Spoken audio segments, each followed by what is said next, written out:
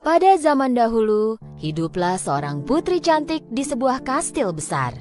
Suatu hari, ayahnya sang raja memberikan hadiah ulang tahun sebuah bola emas kepada putri. Selamat ulang tahun, putriku. Terima kasih, ayah. Putri sangat mencintai bola emas ini. Dia menghabiskan sepanjang waktunya bermain dengan bola emas itu. Suatu hari, dia membawa bolanya keluar dan mulai memainkannya dengan melemparkannya ke udara. Putri mendekati sebuah kolam kecil dan terus memainkan bola emas itu. Tepat saat itu, dia tidak dapat menangkap bola yang dia lemparkan ke atas. Dan bola itu menggelinding menjauh. Bolaku!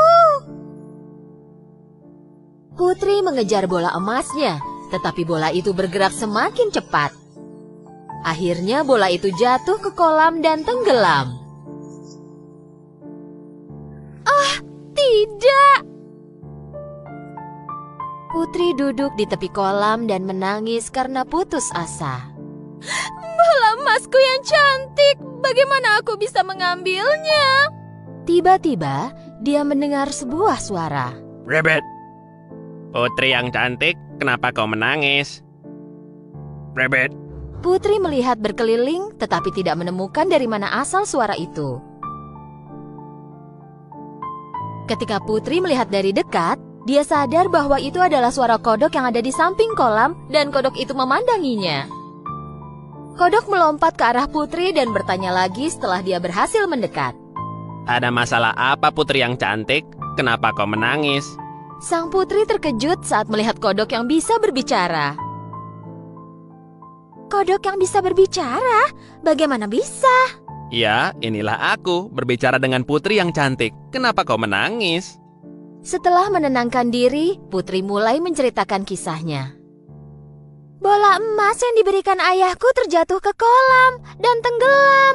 Bagaimana aku bisa mengambilnya? Kodok mendekati kaki sang putri dan mengajukan penawaran. Putri yang cantik, akan kubawakan bolamu. Tetapi sebagai balasannya, kau harus melakukan permintaanku. Putri jadi penasaran. Jadi apa balasannya? Jika kau mau berteman denganku, aku ingin hidup bersamamu di kastil. Putri memikirkan hal itu, lalu menerima tawaran sang kodok. Jadi kodok melompat ke dalam air dan hilang dari pandangan. Tak berapa lama, kodok muncul kembali dengan bola emas dan melemparkannya kepada Putri. Setelah menemukan bolanya, Putri sangat senang dan mulai berjalan kembali ke kastil. Melihat sang putri pergi meninggalkan kodok, kodok mulai berteriak.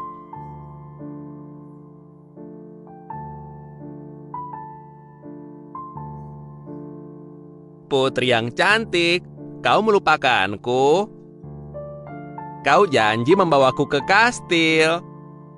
Rabbit. Putri berteriak dari jauh sambil tertawa. Bagaimana mungkin kodok jelek sepertimu membayangkan untuk hidup dengan putri cantik sepertiku? Rabbit. Sang putri meninggalkan kodok dan pulang ke kastilnya. Pada malam harinya, raja, ratu, dan putri duduk di meja makan. Tepat ketika mereka mulai makan, terdengar ketukan di pintu. Pelayan melaporkan bahwa seekor kodok telah tiba dan memberitahu bahwa kodok tersebut diundang oleh putri dan kini meminta izin untuk masuk. Raja dengan terkejut bertanya kepada putrinya. Ceritakanlah apa yang terjadi, putriku. Begini, ayah. Putri menceritakan semua tentang peristiwa yang terjadi pagi itu di kolam.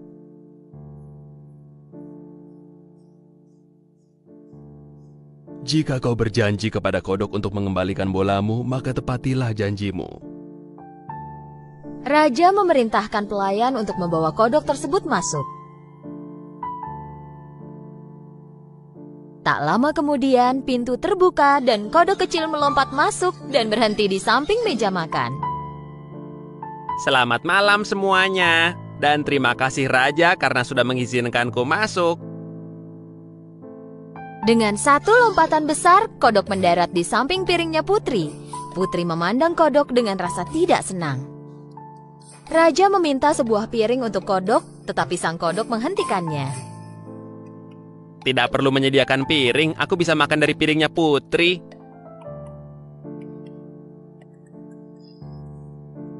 Kodok mulai makan dari piring sang putri. Putri sangat kesal kepada kodok, tetapi dia pikir bahwa kodok itu akan pergi setelah makan malam selesai dan tetap tidak berkata apa-apa.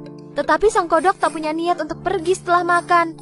Ketika Putri meninggalkan meja makan, kodok mengikuti Putri ke kamarnya.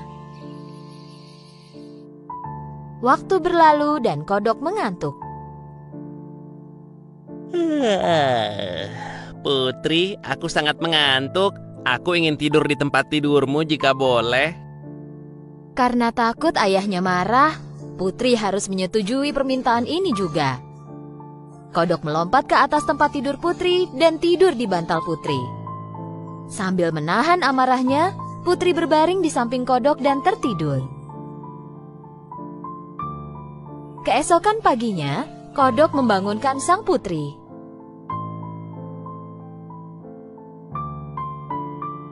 Selamat pagi putri yang cantik. Aku punya satu keinginan lagi darimu. Jika kau melakukannya, aku akan segera pergi.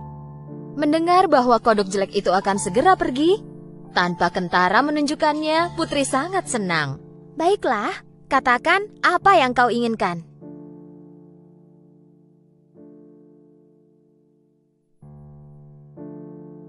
Aku ingin kau menciumku, Putri. Putri melompat dari tempat tidurnya dengan sangat marah. Beraninya kau, itu tak mungkin. Senyum di wajah kodok pun hilang dan digantikan oleh air mata. Putri berpikir sejenak. Baiklah, apa susahnya dengan satu ciuman kecil?